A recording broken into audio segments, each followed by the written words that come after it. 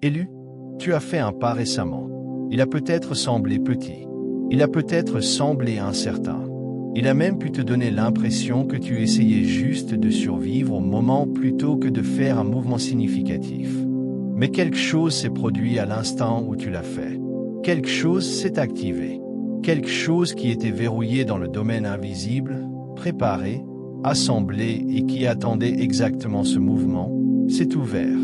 Et tu ne l'as pas senti. Tu ne l'as pas entendu, mais cela s'est produit. Un processus de 10 ans. 10 ans d'être façonné, testé, retardé et préparé à une profondeur que la plupart des gens n'ont jamais à atteindre, s'est enclenché jusqu'à son achèvement au moment où ton pied a touché l'autre côté de ce seuil. Et j'ai besoin que tu comprennes quelque chose en ce moment. L'attente n'est plus en cours. L'attente est terminée. Tu as franchi une ligne que tu n'as pas vue. Tu es passé par une porte que tu croyais encore verrouillée. Et ce qui se trouve de l'autre côté de cette porte n'est pas une petite chose. Ce que je veux te faire traverser aujourd'hui, c'est le tableau complet de ce dans quoi tu viens d'entrer. Car si tu ne comprends pas ce qui a été activé, tu risques de passer à côté des preuves lorsqu'elles arriveront. Reste avec moi. Tu n'as pas trouvé ce message. Il a été envoyé. Avant d'aller plus loin, je veux être clair avec toi sur ce que contient réellement le message d'aujourd'hui. Car je vais te faire traverser 4 couches de quelque chose, et chaque couche est plus grande que la précédente. Lorsque nous arriverons à la fin, je t'aurai montré ce que les 10 dernières années de ta vie faisaient réellement dans l'invisible, pourquoi le pas que tu as fait était différent de tous les autres pas que tu as jamais fait, ce qui est maintenant en mouvement vers toi et qui n'est pas encore devenu visible, quel est le seul schéma qui apparaît après une activation comme celle-ci et menace de l'annuler discrètement, et ce que tout cela dit de qui tu es réellement. Ces pièces ne se tiennent pas seules. Elles s'appuient les unes sur les autres. Donc, si tu pars avant la fin, tu auras une partie du tableau. Et un tableau partiel est presque plus dangereux qu'aucun tableau du tout. Reste jusqu'au bout. Les parties ultérieures sont celles qui donneront un sens complet aux parties antérieures. Maintenant, je veux commencer là où je crois que cela doit commencer. Pas avec la bénédiction, pas avec ce qui arrive. Je veux commencer par là où tu as été, car ce que tu as traversé n'est pas l'arrière-plan de cette révélation. C'est la preuve. Tu as porté quelque chose pendant longtemps. Pas le genre de poids qui s'allège de lui-même avec le temps. Le genre qui devient plus lourd si tu ne comprends pas à quoi il sert. Il y a eu des heures calmes, des matinées précoces ou des nuits tardives, lorsque la pièce était silencieuse et que personne ne regardait, où tu t'es assis avec une version d'une question que tu ne t'es pas permis de formuler trop fort. Une question qui ressemble à quelque chose comme ceci. Combien de temps encore? Combien de temps encore avant que quelque chose change réellement? Combien de temps encore avant que le travail que j'ai fourni et la foi à laquelle je me suis accroché produisent quelque chose que je peux voir et tenir entre mes mains? Tu as persisté à travers les saisons où le silence d'en haut a duré plus longtemps que ce qui semblait raisonnable ou juste. Tu as persisté à travers les mois où les gens autour de toi avançaient dans les domaines exacts où tu restais immobile. Et tu as regardé et tu as continué quand même. Tu as persisté à travers les moments où même le fait de s'accrocher à la conviction que quelque chose était préparé pour toi ressemblait à sa propre forme de travail épuisant. Et récemment, sans beaucoup de cérémonie, sans foule, sans que toutes les réponses soient alignées d'une manière qui rende le prochain mouvement sûr ou évident, tu as bougé. Tu as fait un pas, et c'est ce pas qui t'a amené ici aujourd'hui. Maintenant, je ne vais pas encore te dire exactement ce que ce pas a déclenché. C'est la révélation vers laquelle tout ce message construit. Mais je veux que tu fasses attention à quelque chose qui se produit peut-être déjà dans les jours autour de ce mouvement, car il y a des changements qui se produisent lorsqu'une activation a lieu, et ils ne s'annoncent pas bruyamment. Ils sont silencieux et faciles à manquer. Faciles à classer comme des coïncidences si tu ne sais pas ce qu'ils signifient. Le premier est une sorte de calme que tu n'as peut-être pas ressenti depuis longtemps. Pas de l'excitation, pas un pic dramatique. Juste un silence sous le bruit normal de la vie. Quelque chose qui était tiré comme une corde sous tension pendant des années a été autorisé à se relâcher. Tu l'as peut-être remarqué sans savoir comment le nommer. Le deuxième est un changement dans ce que tu peux tolérer. Des choses qui semblaient autrefois familières semblent maintenant demander une version de toi qui ne convient plus. Des conversations qui semblaient normales se sentent maintenant comme si elles te tiraient dans une direction où ta vie ne se dirige plus. Des environnements qui se sentaient autrefois confortables ressemblent maintenant à de vieux manteaux coupés pour une version plus petite de toi. Le troisième est le début d'une direction. Pas un tableau complet avec tous les détails remplis. Plus comme un sens d'orientation qui émerge de ce qui ressemblait autrefois à un brouillard. Comme une boussole qui tournait depuis longtemps et qui s'est calmement stabilisée vers quelque chose de vrai. Le quatrième est un besoin décroissant de t'expliquer. Moins d'urgence à faire comprendre tes choix aux gens avant de les faire. Quelque chose qui fonctionne comme une confiance silencieuse, une que tu ne comprends pas encore pleinement, a pris résidence sous l'incertitude, comme un sol qui a été posé et qui n'était pas là auparavant. Ce ne sont pas des signes de confusion. Ce sont des signes que quelque chose a déjà changé. Ce sont ta vie qui se recalibre après qu'un seuil a été franchi. Ce sont les signaux que le domaine invisible a enregistré ton mouvement avant que la couche visible n'ait eu le temps de rattraper. Et voici la première chose que j'ai besoin que tu comprennes. Le pas que tu as fait n'était pas le début de quelque chose de nouveau. C'était l'achèvement de quelque chose qui était en construction depuis très longtemps. Tu étais la bonne personne. C'était le bon moment. C'était le bon mouvement. Pense à un arbre. Pas la partie au-dessus du sol que tout le monde peut voir, mais la partie en dessous que personne ne peut voir. Le système racinaire. Pendant des années, parfois des décennies, un arbre fait son travail le plus important entièrement sous terre, invisible pour tous ceux qui se tiennent près de lui. La surface a l'air exactement la même. Rien à montrer. Aucune preuve de progrès. Et puis, lorsque les racines sont assez profondes et assez fortes pour soutenir le poids complet de ce qui est sur le point de pousser au-dessus d'elles, l'arbre émerge. Non pas parce que quelque chose est soudainement devenu possible qui ne l'était pas auparavant, parce que ce qui était toujours en construction sous la surface a enfin atteint son achèvement et l'émergence a été autorisée. Tu as été dans une saison souterraine, élue. La décennie derrière toi n'était pas un délai. Ce n'était pas une punition. C'était un travail de racine. Et le pas que tu as fait récemment n'était pas le début de ton ascension. C'était le moment où la construction invisible a été déclarée terminée. Mais ce qui était réellement en train d'être construit pendant ces 10 années, et pourquoi cela a exigé tout ce qu'il a exigé. C'est la couche dans laquelle j'ai besoin de t'emmener ensuite, car la plupart des gens qui traversent une saison comme la tienne la survivent mais ne la comprennent jamais. Ils reçoivent l'autre côté, mais ils ne reçoivent jamais la carte complète de ce que le côté difficile faisait. Et je ne vais pas laisser cela t'arriver. Ce que je suis sur le point de te montrer va changer définitivement la façon dont tu vois les 10 dernières années de ta vie. Et une fois que tu le verras de cette façon, tu ne voudras plus le voir autrement. Prends un moment pour reconnaître où nous en sommes. Je viens de te dire que le pas que tu as fait n'était pas un début, mais un achèvement. Et je t'ai dit que la décennie avant était une construction. Maintenant, laisse-moi te donner le tableau complet de ce qui était en train d'être construit et pourquoi cela a exigé exactement ce qu'il a exigé, car voici ce que presque personne ne te dit sur une longue saison de préparation. Lorsque tu es à l'intérieur, cela ressemble à une chose. Lorsque tu te tiens enfin de l'autre côté, ce qui est exactement là où tu te tiens en ce moment, c'est quelque chose de complètement différent. La première raison pour laquelle la décennie était nécessaire, c'est ce que j'appelle le test de charge. Tu ne peux pas construire une personne pour porter quelque chose de véritablement grand en l'exposant uniquement à des choses confortables. Le poids de ce qui a été conçu pour toi, l'échelle de ce qui est maintenant autorisé à arriver, exige un type spécifique de force. Et cette force n'est pas quelque chose que tu peux apprendre en lisant ou décider d'avoir un matin. Elle est construite au fil du temps à travers des saisons qui t'ont poussé au-delà de ce que tu pensais être ta limite, puis au-delà encore. Les années difficiles n'étaient pas une souffrance aléatoire. Elles étaient une formation calibrée. Ta capacité était élargie pour correspondre à ce qui était toujours destiné pour toi. La deuxième raison est quelque chose qui devait être relâché avant que tu puisses franchir le seuil. Une version de toi, peut-être plus d'une, a dû être laissée derrière pendant cette décennie. La version qui avait besoin d'une approbation constante avant de bouger. La version qui avait attaché son identité à des résultats qu'elle ne pouvait pas contrôler. La version qui mesurait sa valeur par la rapidité avec laquelle les résultats arrivaient plutôt que par qui elle était dans l'attente. Ces versions ne pouvaient pas porter ce qui arrive.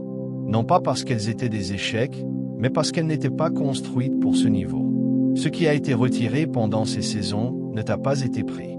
Cela a été dégagé de ton chemin. La troisième raison implique les personnes. Les relations qui se sont terminées pendant cette décennie. Les amitiés qui se sont dissoutes sans explication claire. Les connexions qui se sont estompées. Ce n'étaient pas des signes que quelque chose n'allait pas chez toi. Ce n'étaient pas des preuves que tu as repoussé les gens ou que tu as échoué à maintenir les choses ensemble. C'était un dégagement. Tout le monde ne peut pas être dans la pièce où ce qui arrive se produit réellement. Certaines personnes étaient assignées à des chapitres spécifiques de ta vie et non à tous. Leur départ n'était pas un abandon. C'était la préparation invisible de l'environnement dans lequel tu entres maintenant. Ce qui semblait de l'isolement était en réalité une incubation. Ce qui semblait être passé à côté était en réalité une protection contre des chemins qui t'auraient coûté plus qu'ils ne t'auraient donné. Ce qui semblait de la stagnation était en réalité l'établissement d'une fondation qui devait être solide avant que quoi que ce soit puisse être construit dessus. Ce qui semblait une perte était en réalité la création d'espace. Et ce n'est pas aléatoire. Ce n'est pas une coïncidence. Ce n'est pas un accident. Maintenant, je veux te montrer quelque chose d'un texte ancien qui, je le crois, parle directement de là où tu te tiens en ce moment. Il y a une ligne qui parle de Dieu restaurant les années que le criquet a mangées. La plupart des gens entendent cela et imaginent récupérer ce qui a été pris, retourner là où ils étaient avant la saison difficile et recommencer à partir de là. Mais ce n'est pas ce que le mot original porte. En hébreu, le mot traduit par « restaurer » vient d'une racine liée à Shalom, le mot Shalem. Et Shalem ne signifie pas simplement retourner. Shalem signifie être rendu complet, être rendu entier, être pleinement payé avec tout ce qui est dû et encore plus.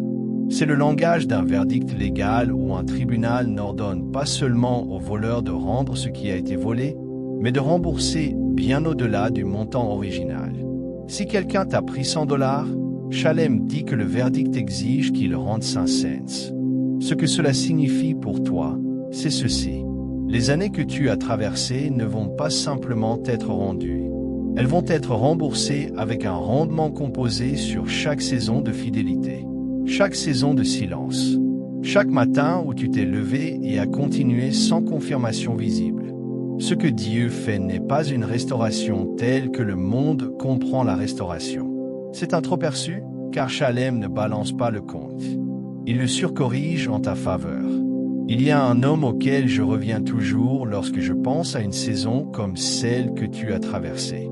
Il savait dès son jeune âge que quelque chose d'important était assigné à sa vie. Il en avait le sens avant que l'épreuve n'arrive, de la façon dont tu sais parfois des choses avant que tes circonstances ne les confirment. Et puis l'opposé de son assignation s'est produit. Il a été trahi par les personnes les plus proches de lui. Il a été jeté dans une fosse. Il a été vendu. Il a travaillé pour s'élever dans une maison inconnue seulement pour être faussement accusé et mis en prison. 13 années se sont écoulées entre le moment où il a compris ce pourquoi il était destiné et le jour où la porte s'est ouverte. Et voici le détail que j'ai besoin que tu retiennes. Le jour où cette porte s'est ouverte, elle ne s'est pas ouverte parce qu'il avait enfin assez fait, ou prié assez fort, ou attendu assez longtemps. Elle s'est ouverte parce que l'architecture était prête, parce que ce qui devait être construit en lui à travers 13 années d'être invisible, testé et formé à un niveau que la plupart des gens n'expérimenteront jamais, avait atteint son achèvement. La porte ne s'est pas ouverte parce que son temps était écoulé. Elle s'est ouverte parce que sa formation a atteint sa plénitude. Tu as été dans cette saison et tu viens de franchir le seuil qu'il a franchi. Maintenant, tu pourrais avoir l'impression que je t'ai donné le tableau. La formation, les 3 raisons, le langage ancien, le parallèle. Tu pourrais penser que la carte est complète. Elle ne l'est pas. Pas encore. car il y a quelque chose qui se produit à l'intérieur de l'élu pendant une décennie de préparation que presque personne n'aborde. Quelque chose qui se produit non seulement dans l'esprit, mais dans le cerveau lui-même. Et si tu ne comprends pas cela, tu pourrais arriver au seuil pleinement activé et ensuite découvrir que l'instrument destiné à porter la bénédiction en avant n'opère pas au niveau dont il a besoin. Il y a une fréquence du cerveau, un état d'onde cérébrale que les chercheurs décrivent comme l'état où l'apprentissage est sans effort, où l'intuition est la plus vive, où les bonnes connexions semblent arriver sans être forcées. Les scientifiques l'appellent gamma. Les enfants l'ont naturellement et abondamment. C'est, au sens le plus vrai, la fréquence donnée par Dieu de l'esprit. Et ce que la recherche documente de manière cohérente, c'est que des saisons prolongées de pression soutenue et d'attente la suppriment au fil du temps. Cela compte pour toi en ce moment, car tu viens de franchir un seuil et l'esprit qui te porte dans ce qui arrive mérite d'être recalibré à sa pleine capacité. Il y a un neuroscientifique nommé le Dr Robert Ley qui a passé plus de 30 ans à rechercher exactement cela. Comment ramener l'esprit au gamma sans des heures de pratique quotidienne ou d'équipement coûteux? Il a compressé cette recherche en une technologie audio appelée The Genius Sony. 7 minutes. Casque sur les oreilles, c'est le point d'entrée. Pas de méditation. Pas une nouvelle discipline à construire. 7 minutes et le cerveau commence à revenir vers la fréquence à laquelle il a toujours été conçu pour fonctionner. J'ai placé les informations dans le commentaire épinglé pour quiconque se sent attiré à l'explorer. C'est un outil, pas une exigence. Regarde-le seulement si quelque chose en toi résonne avec ce que je viens de décrire. Le prix pour quiconque vient à travers ce message spécifique n'est pas le prix standard et les détails sont dans le commentaire ci-dessous. Mais la neuroscience n'est pas la révélation. L'état gamma est l'instrument. Ce que je suis sur le point de te donner dans la prochaine partie de ce message, c'est la révélation.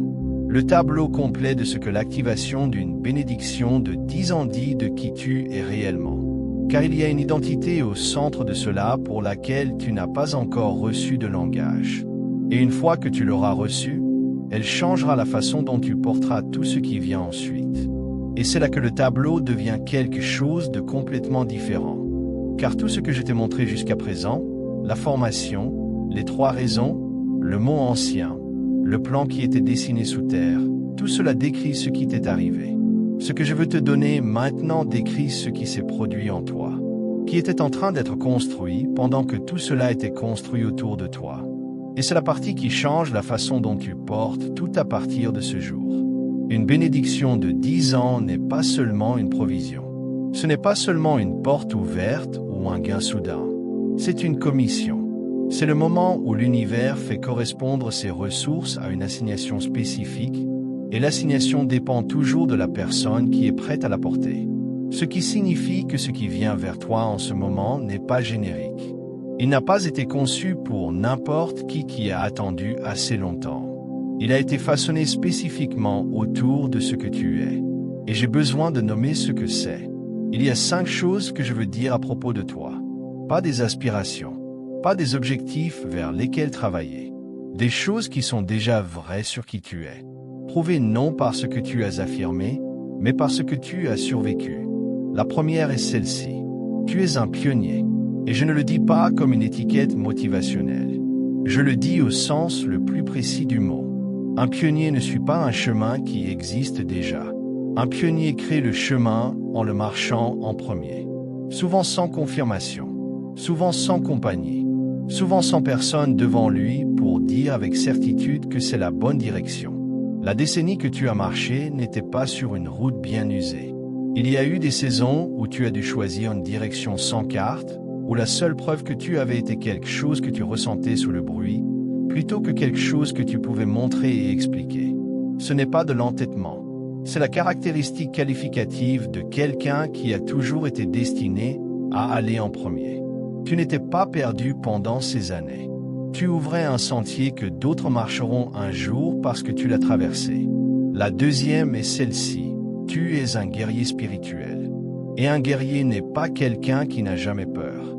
Un guerrier est quelqu'un qui ressent le poids complet de l'opposition et ne laisse pas ce poids devenir la décision finale. Il y a eu des moments dans les 10 dernières années où abandonner aurait eu un sens complet pour quiconque regardait de l'extérieur. Où s'arrêter aurait été le choix raisonnable et défendable. Et tu ne t'es pas arrêté. Ce n'est pas de la chance.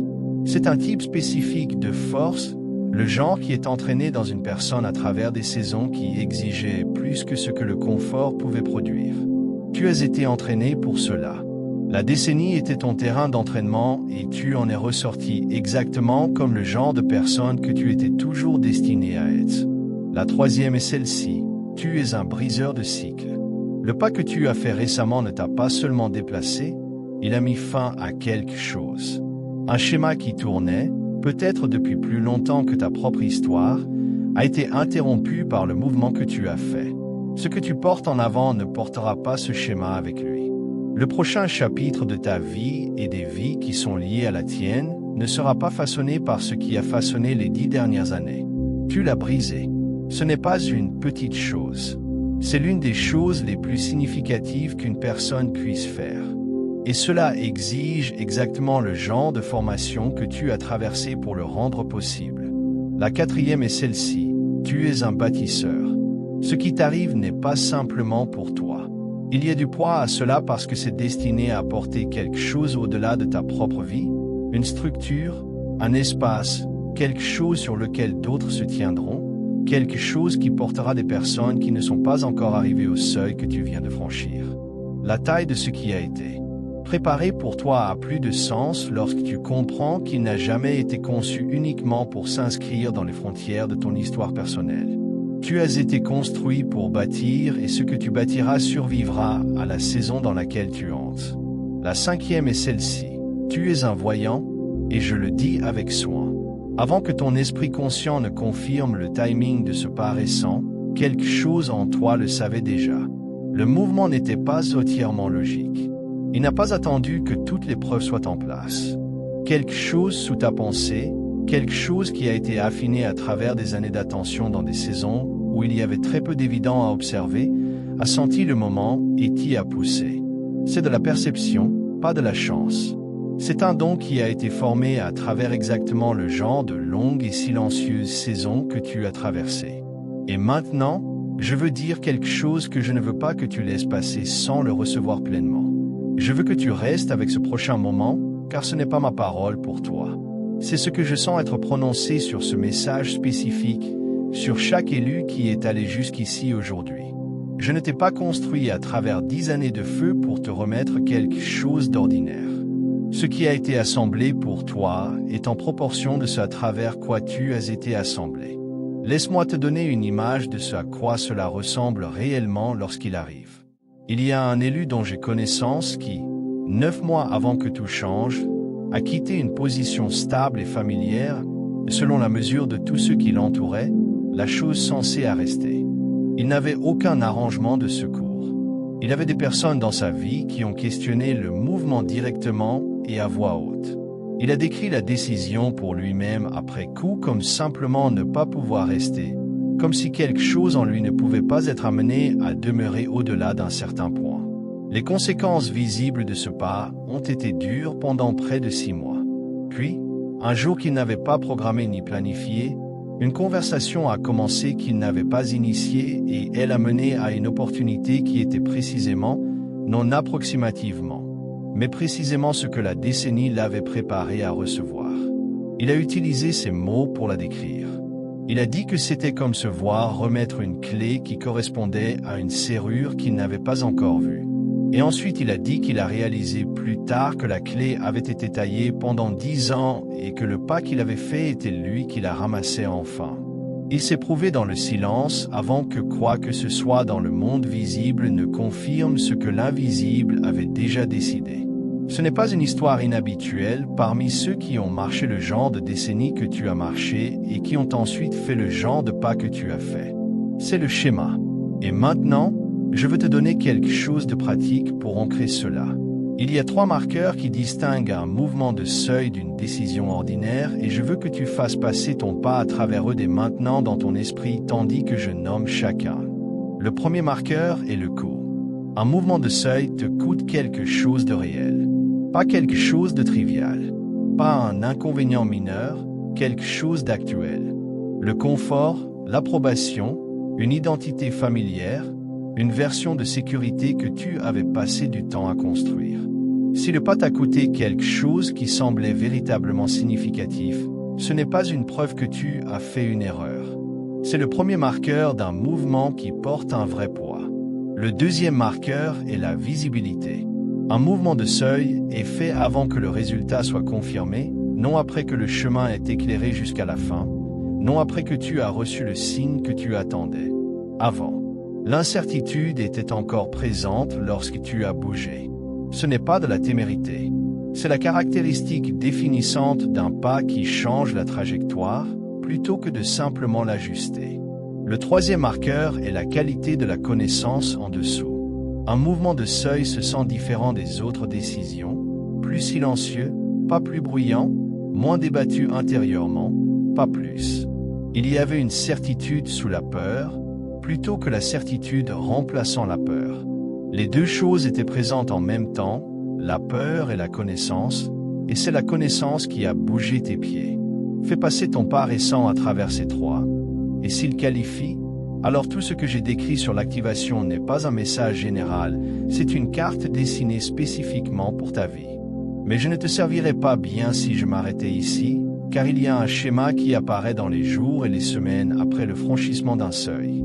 Un schéma qui est prévisible, presque universel parmi les élus, et qui, si tu ne le reconnais pas et ne comprends pas ce qu'il est réellement, a la capacité de saper discrètement le mouvement même qui a tout activé. J'ai besoin de t'y emmener ensuite, car connaître cela pourrait être la partie la plus pratiquement importante de tout ce message. Après une activation de seuil, l'esprit fait quelque chose de très spécifique. Il cherche des preuves.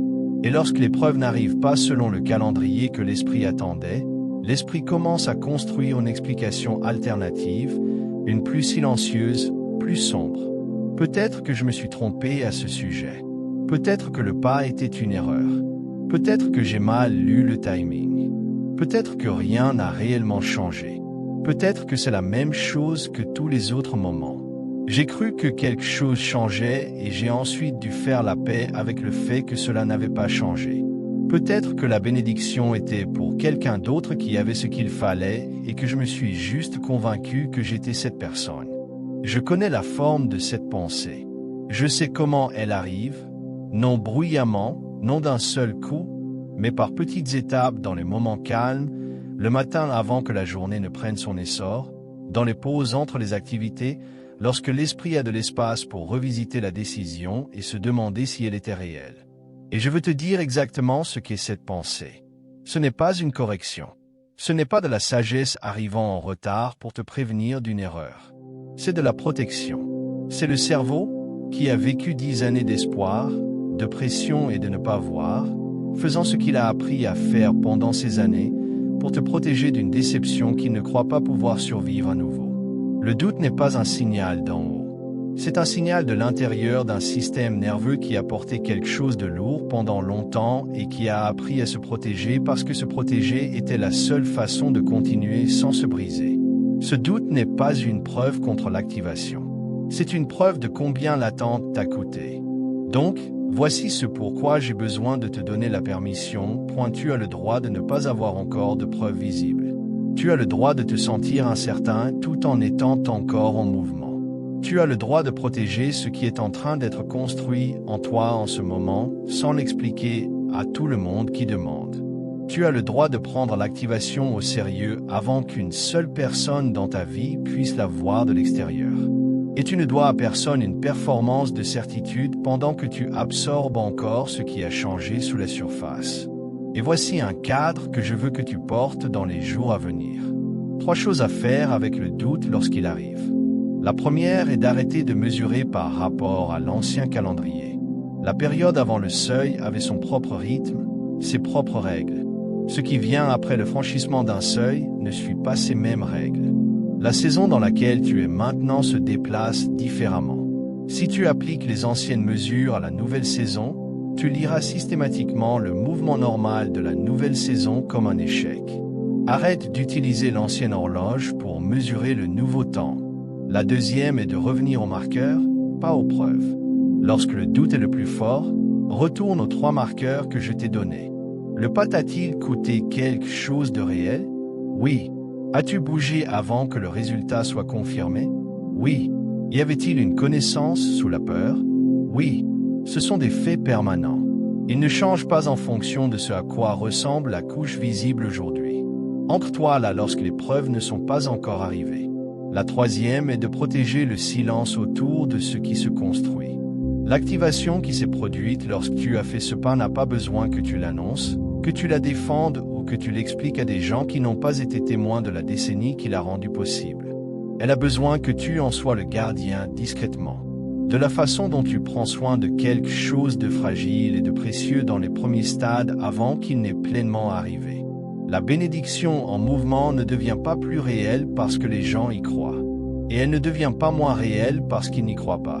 Maintenant, j'ai besoin que tu restes avec moi pour ce qui vient ensuite, car tout ce que je t'ai dit dans ce message, la formation, la construction, l'identité, l'obstacle, tout cela a été construit vers une seule chose, une vérité qui recontextualise tout ce que tu as traversé, non seulement les 10 dernières années, mais tout.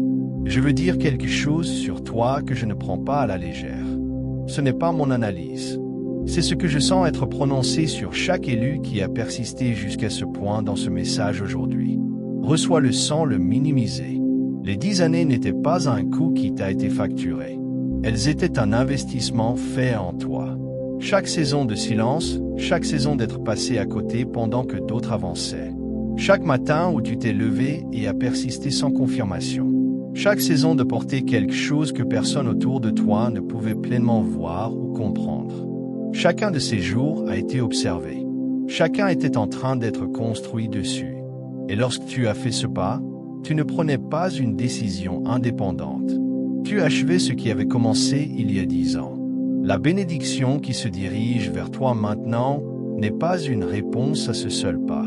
C'est le rendement d'une décennie d'investissement. Et une décennie d'investissement fidèle ne produit pas un petit rendement. Et maintenant, laisse-moi te donner la chose vers laquelle tout ce message a été construit. La méga révélation qui recontextualise tout. La voici. Ton pas n'a pas activé la bénédiction. Ton pas était le point culminant de 10 années d'activation. Chaque fois que tu as choisi de continuer lorsque t'arrêter aurait eu un sens. Chaque fois que tu as persisté à travers une saison de silence sans laisser cela devenir le mot final. Chaque fois que tu as fait le choix plus difficile et plus vrai plutôt que le confortable et le familier, ce n'étaient pas des moments ordinaires. C'étaient des activations, l'une après l'autre, s'appuyant les unes sur les autres, se composant à travers les années, tendant vers un seul point de plénitude. Et le pas que tu as fait récemment n'était pas la cause de ce qui arrive. C'était l'achèvement, la note finale d'un accord qui se construisait depuis 10 ans. La décennie était l'investissement. Le pas était l'achèvement. Ce qui vient maintenant est le rendement. Ce qui semblait être toi survivant à la décennie était en réalité la décennie étant construite de manière permanente en toi. Ce qui semblait être l'attente de la bénédiction était en réalité la bénédiction étant construite tout autour de toi dans l'invisible, pièce par pièce, conçue pour s'adapter à la personne spécifique que tu devenais à travers l'attente. Ce qui semblait un pas difficile était en réalité 10 années de pas arrivant au moment unique où ils pouvaient tous être comptés comme un seul. Je veux te donner quelque chose à faire avec cela avant de conclure. Pas une tâche, un mouvement mental. Où que tu sois en ce moment, je veux que tu te laisses faire ceci intérieurement point dans ton esprit. Je veux que tu retournes au début de la décennie. Pas pour la revivre, juste pour te tenir au début et regarder en avant de la façon dont tu pourrais regarder un chantier de construction avant qu'un bâtiment soit terminé. Et maintenant, je veux que tu marches en avant à travers les années, sans te précipiter, juste en te déplaçant à travers elles. Et tandis que tu marches, je veux que tu fasses quelque chose que tu ne pouvais pas faire lorsque tu étais à l'intérieur de ces saisons. J veut que tu remarques la construction qui s'élève autour de toi. Les murs qui sont posés. La fondation qui s'approfondit. La structure qui monte dans l'invisible. Vois la formation non comme des années de souffrance, mais comme des années de construction. Un vrai travail. Un travail intentionnel. Un travail qui savait exactement vers quoi il construisait. Et maintenant, franchis le seuil que tu viens de franchir. Et tourne-toi pour faire face à ce qui est devant. Remarque son échelle. Remarque qu'il a du poids, un vrai poids, le genre de poids qui te dit qu'il a été construit pour durer. Et remarque qu'il a été façonné avec tes dimensions exactes à l'esprit, non approximativement, précisément. Porte cela, car c'est avec quoi je veux conclure, c'est la parole finale sur cette saison, le sceau de ce qui a été activé. Et c'est là que je t'emmène maintenant. Nous sommes à la conclusion de ce message. Et avant que je prononce la parole finale sur toi, je veux offrir quelque chose que je crois pertinent pour là où tu te tiens en ce moment, au seuil.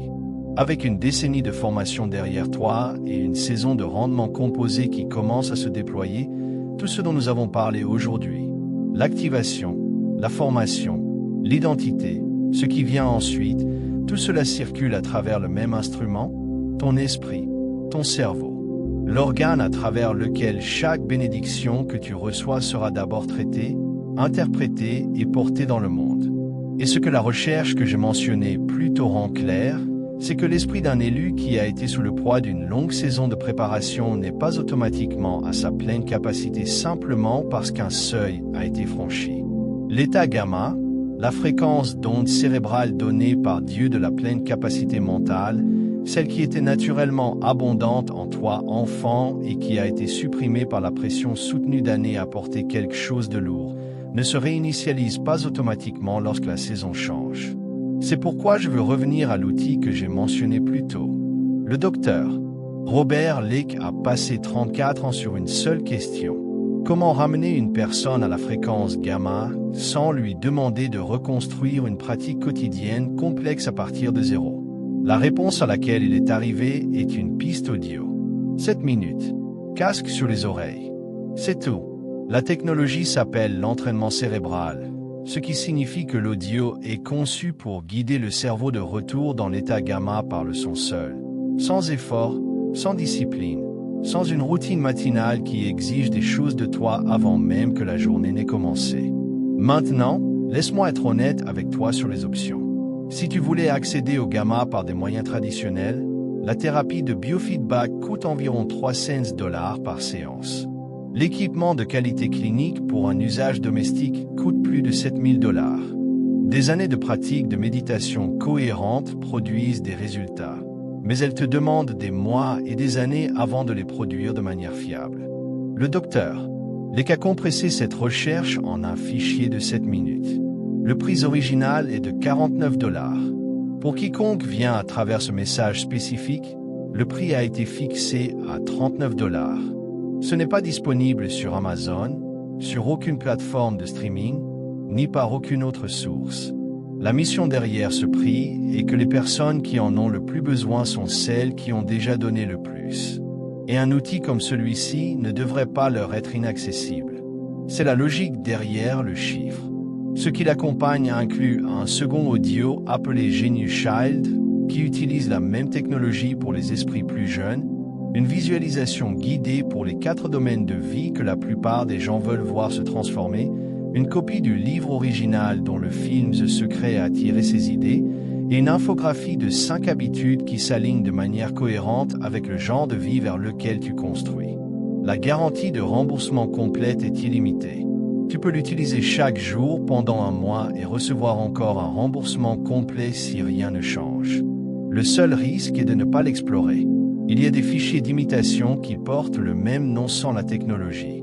De l'audio qui sonne similaire, mais qui ne porte aucun entraînement cérébral. La seule façon de recevoir ce que je décris avec la technologie complète, les 4 bonus et la garantie intacte est via le lien que j'ai placé dans le commentaire épinglé sous cette vidéo et dans la description. C'est la seule source vérifiée. Partout ailleurs, c'est une copie du nom sans la substance. Si quelque chose en toi résonne avec cela, les informations t'attendent dans le commentaire épinglé. Ce n'est pas un moment de vente, c'est un moment de provision, et je te le laisse pour le recevoir comme tu te sens guidé. Maintenant, la conclusion.